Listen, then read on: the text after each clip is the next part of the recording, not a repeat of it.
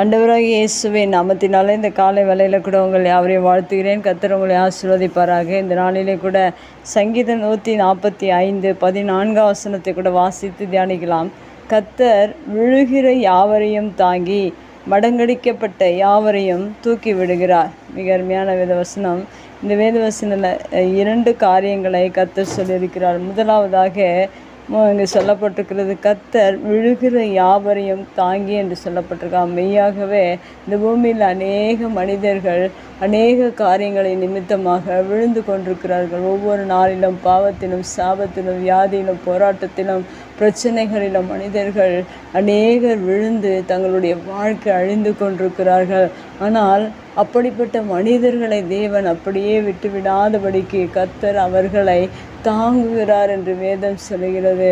மெய்யாகவே உங்களுடைய வாழ்க்கையில் இது போல் அனுபவங்கள் இருக்கும் என்றால் நாம் இந்த வார்த்தையை நாம் விசுவாசிக்க வேண்டும். கர்த்தர் விழுகிற யாவரையும் தாங்குகிறார் என்ற நம்பிக்கை நமக்குள்ள இருக்கும்போது, ஒருவேளை நீங்கள் ஏதாவது ஒரு காரியங்களை விழுந்து நீங்கள் எழுந்திருக்க முடியாதபடிக்கு இருப்பீர்கள் என்றால் உங்களை தூக்கி எடுத்து தாங்கி பிடிக்கிறவராக இருக்கிறார். நம்முடைய வாழ்க்கையில் ஒவ்வொரு நாளும் நாம் எந்த காரியங்களில் விழுகிறோமோ அந்த காரியங்களை நாம் விழுந்து விடாதபடிக்கு தேவன் தாங்குகிற தேவனாக இருக்கிறார். அது மாத்திரமல்ல, அடுத்ததாக சொல்லப்பட்டிருக்கிறது, மடங்கடிக்கப்பட்ட யாவரையும் தூக்கி விடுகிறார் என்று சொல்லப்பட்டிருக்கின்ற வாழ்க்கையில் அநேக மனிதர்கள் ஒரு காரியங்களை முயற்சி செய்து அதை செய்ய முடியாதபடிக்கு அந்த காரியங்கள் முடக்கப்பட்டு விடுகிறது. அப்படிப்பட்ட மனிதர்கள் அநேக ஆயிரங்கள் இந்த பூமியில் உண்டு.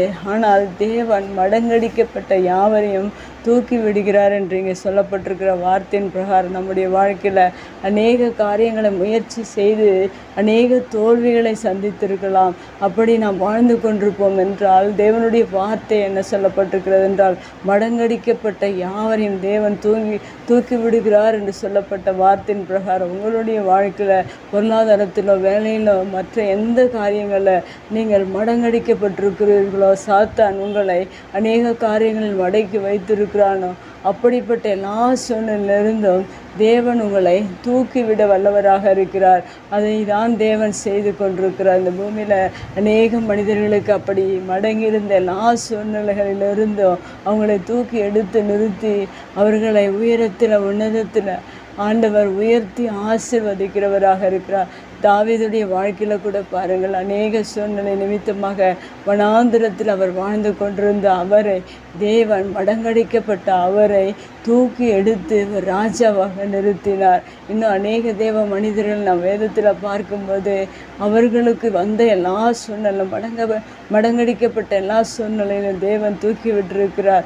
விழுகிற யாவரையும் தாங்கி இருக்கிறார். இந்த பூமியில் அநேக மனிதர்களுக்கு ஒவ்வொரு நாளிலும் தேவன் அநேக நன்மைகளை செய்திருக்கிறார், தாங்கி இருக்கிறார், தூக்கி விட்டு கொண்டிருக்கிறார். உங்களையும் ஒருவேளை நீங்களும் விழுகிற அனுபவத்தில் விழுந்து கொண்டிருக்கிற அனுபவத்தில் இருப்பீர்கள் என்றால், மடங்கடிக்கப்பட்ட அனுபவங்களில் நீங்கள் வாழ்ந்து கொண்டிருப்பீர்கள் என்றால், உங்களையும் தேவன் நேசித்து உங்களை தாங்குகிறவராக உங்களை தூக்கி விடுகிறவராக இருக்கிறார். ஒருபோதும் நீங்கள் எந்த சூழ்நிலையும் கண்டு சோர்ந்து போகாதபடிக்கு உங்கள் வாழ்க்கையில் ஒருவர் உண்டு உங்களை தாங்குவதற்கு, விழுகிற நேரமெல்லாம் நம்மை தாங்குவதற்கு கர்த்தர் நம்மோடு இருக்கிறார். மடங்கடிக்கப்படுகிற நேரங்களிலெல்லாம் நம்மை தூக்கி விடுகிறதற்கு நம்முடைய தேவன் நம்மோடு கூட இருக்கிறார். ஏனென்றால், நான் உன்னை விட்டு விலகுவதும் இல்லை, உன்னை கைவிடுவதும் இல்லை என்று தேவன் சொல்லியிருக்கிற வார்த்தையின் பிரகாரம் நம்முடைய எல்லா சூழ்நிலைகளிலும் நம்மை தாங்கவும் தூக்கி விடவும் நம்முடைய தேவன் இருக்கிறார். சோர்ந்து போகாதிருப்போம், தளர்ந்து போகாதிருப்போம், கர்த்தருக்காக இன்னும் முன்னேறி செல்வோம். கண்களை மூடி ஜெபிக்கலாம். எங்கள் அன்பு தகப்பனே,